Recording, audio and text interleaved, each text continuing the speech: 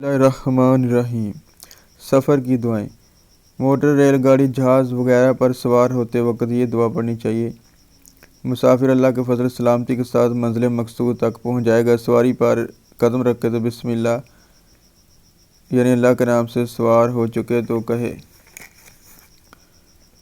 سبحان الذی سخر لنا ھذا وما کنا لہ مقرنین وانا الی ربنا لمنقلبون۔ اللہ پاک ہے جس نے ہمارے لیے یہ سواری تابع کر دی اور ہم نہ تو اس کو قابو پانے والے اور ہم اپنے رب ہی کی طرف لوٹنے والے ہیں۔ پھر 3 مرتبہ الحمدللہ، سب تعریف اللہ کے لیے، 3 بار اللہ اکبر، اللہ بہت بڑا ہے کہہ کر یہ دعا پڑھے۔ سبحانک ربی انی ظلمت نفسی فاغفر لی فانہ لا یغفر الذنوب الا انت۔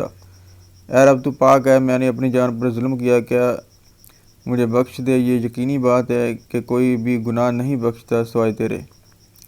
سفر پر جانے سے قبل 2 رکعت نماز پڑھ لینی چاہیے۔ حضرت رسول کریم صلی اللہ علیہ وسلم کی شخص کو رخصت فرماتے تو اس کا ہاتھ پکڑتے اور فرماتے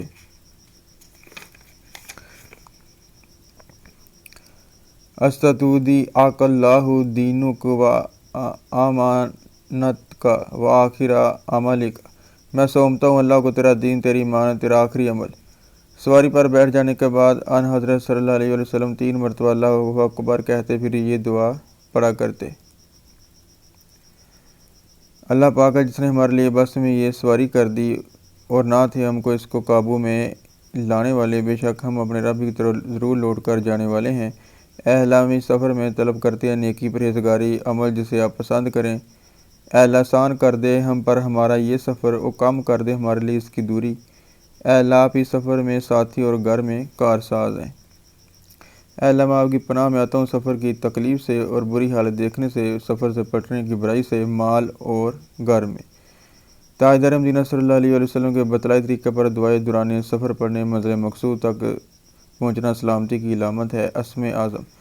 حضرت انس رضی اللہ تعالیٰ عنہ سے روایت ہے کہ میں حضرت نبی کریم صلی اللہ علیہ وسلم کی خدمت میں بیٹھا تھا۔ ایک آدمی نماز پڑھنے کے بعد یہ دعا مانگی، اللہم انی اسألوک بان لک الحمد لا الہ الا۔ اے اللہ، میں تجھ سے سوال کرتا ہوں، تیرے لیے حمد ہے، تیرے سوا کوئی معبود نہیں۔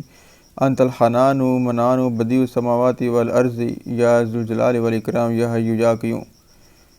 تو دینے والا، احسان کرنے والا ہے، آسمان اور زمین کا پیدا کرنے والا ہے۔ اے بڑائی اور عزت والے، اے زندہ اور قائم رہنے والے۔ اسم اعظم کو اس کلمات کی بڑی فضیلت ہے جو کلمات یونس علیہ السلام نے مچھلی کے پیٹ میں یہ دعا کی تھی۔ روایت مبارکہ کے مطابق لا الہ الا انت سبحانک انی کنت من الظالمین۔